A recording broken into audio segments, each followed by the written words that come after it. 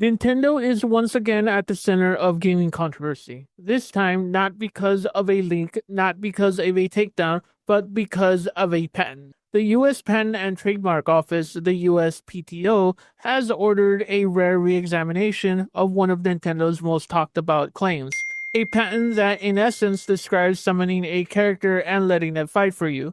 On the surface, that might sound like basic Pokemon gameplay, summoning a creature to battle.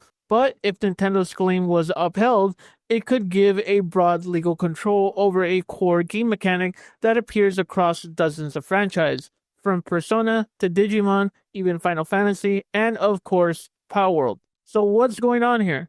Why did the patent get re-examined, and what does this mean for developers worldwide? Let's start from the beginning. In late 2024, Nintendo quietly obtained US patent number 12,403,397, nicknamed the Summoning Character and Let It Fight patent. At first, it didn't get much mainstream attention. After all, Nintendo registers new patents all the time. But once IP lawyers started digging into it, alarm bells rang. Patent attorney Kirk Sigmund, who worked extensively in video game IP law, told PC Gamer that the claims were in no way allowable because of the concept of summoning a creature to fight predates Pokemon itself. Other IP experts like Florian Muller called it absurdly overboard, arguing that even Elden Ring's summoning mechanics or Persona's battle system could be seen as infringing on Nintendo's patent if it were enforced literally. The part that made everyone nervous, Nintendo was at the time embroiled in legal conflict and public comparison with Power World, the viral survival crafting game from Pocket Pair, often described as Pokemon with guns. Many speculated Nintendo could use the patent as a legal weapon to intimidate or corner games with similar mechanics, and that's when the backlash began. Following public outrage and a formal complaint by patent experts, the director of the USPTO took a direct intervention, ordered the patent to be re-examined. According to IGN and VGC reports, this decision is extremely unusual. The head of the USPTO typically gets involved only when there's overwhelming evidence of an error or public controversy undermining the trust in the patent system. The core issue: the patent may never have been granted without any objection, meaning no prior art or competing claims were seriously considered, despite decades of similar game mechanics existing. In short, the USPTO essentially admitted the patent might have been approved by mistake. Lawyers see it as a warning that Nintendo's legal strategy could backfire, and indie devs, especially those creating monster collecting games, suddenly felt a wave of relief. As IGS summarized it, public outrage forced scrutiny, and now Nintendo's credibility in this fight against Power World is on thinner ice than ever. To understand the stakes, you have to appreciate what patents do. A patent, when granted, gives its owner executive rights to a concept, design, or process for up to 20 years. Software and interactive patents can cover gameplay systems like stamina, meters, character switch features, or combat logic.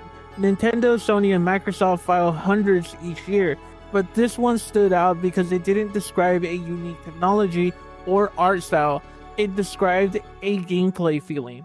If upheld in full, Nintendo could in theory demand royalties or issue takedowns against indie monster capture games, RPGs with summon or pet mechanics, even titles that feature AI companion fighting systems. That's not a hypothetical concern. The game industry already has examples. Bandai Namco once patented minigames during load screens. EA filed patents on dynamic difficulty adjustment. Sega had a patent for rhythm-based input in action games. Most of those patents eventually expired, but while they were in effect, they were limited innovation in those games. Within days of re-examination announcement, developers community across Reddit, X, formerly known as Twitter, and Mastodon lit up. Indie dev Toji Komura, known for the Monster Sanctuary, wrote, "If Nintendo's claim has stuck, it would have set a terrifying precedent. You can't patent the idea of Pokemon-style summoning. That's like patenting turn-based combat." Even some Nintendo fans expressed frustration. Nintendo doesn't need more walls around its ideas, it needs to support creativity, one Redditor wrote. Others weren't surprised. Nintendo has a reputation for aggressive IP enforcement, from shutting down fan-made games and ROM sites to issuing copyright strikes on YouTube remixes and mods. But even among developers who admire Nintendo's innovation, this raised concern. It exposed a tension between protecting innovation and monopolizing it. So, what convinced the USPTO to revisit the patent? According to Game Freak and Vice, several factors aligned. Prior art evidence, legal research identified multiple older games, including Monster Rancher 1997 and Persona 3 2006, that used the same summoning to battle mechanic. Public pressure. The patent use gained viral traction, and influencers compared it to Power World, which had already drawn Nintendo's ire. Professional pushback. IP attorneys submitted formal critique letters arguing the patent violated novelty and non-obvious standards. The USPTO's director specifically referenced the degree of public interest and expert testimony when approving the re-examination order. That's significant. It's essentially the government acknowledging the public as stakeholders in creative ownership. For the broader industry, this marks a cultural turning point. In the early 2000s, patents were mostly seen as protective documents, shielding studios from direct code theft. By the 2020s, they had become strategic weapons, leveraging in lawsuits and deterrence to competition. Nintendo's push for this Pokemon patent wasn't unique. Epic Games, Riot, and Ubisoft have all filed similar system-level patents. But the backlash here signals that gamers and lawmakers are starting to push back against corporate overreach.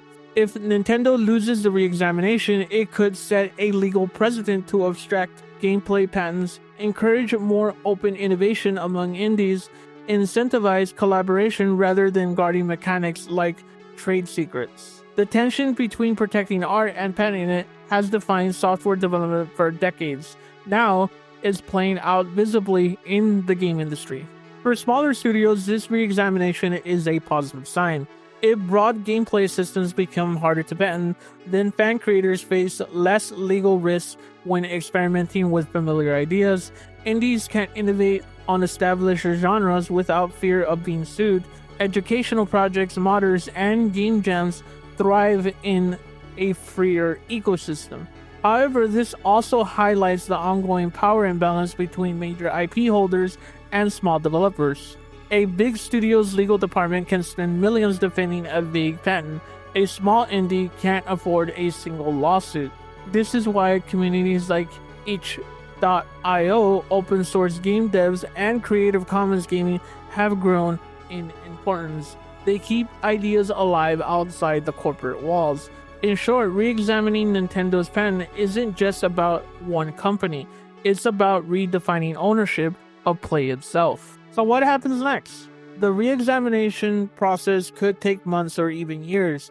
If the patent is revoked or narrowed, Nintendo's future claims against Power World or similar games could weaken significantly. If it somehow survives, though, it could embolden Nintendo to pursue stricter control over gameplay elements that feel thematically Pokemon-like. However, most experts predict that the USPTO will at least scale down, as IP expert Sigmund put it. Allowing this patent to stand would turn fun design into proprietary property. For developers, the takeaway is this: document your design process, understand prior art, file defensively, not aggressively. Game designs evolve by borrowing and remixing. That's how art works. In some ways, Nintendo's overreach here reflects the paradox of perfection in art. The company that revolutionized how we play wants to own the very idea of play, but the creativity doesn't thrive behind patents. It thrives in spaces between them. The story isn't just about re-examination document in Washington, D.C.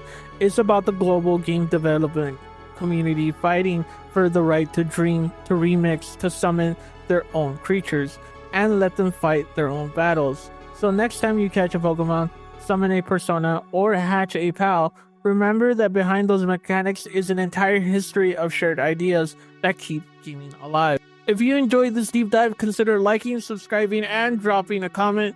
Do you think game mechanics should be patentable, or should ideas belong to everyone? Let me know what you think in the comments below, and remember, you're pretty good.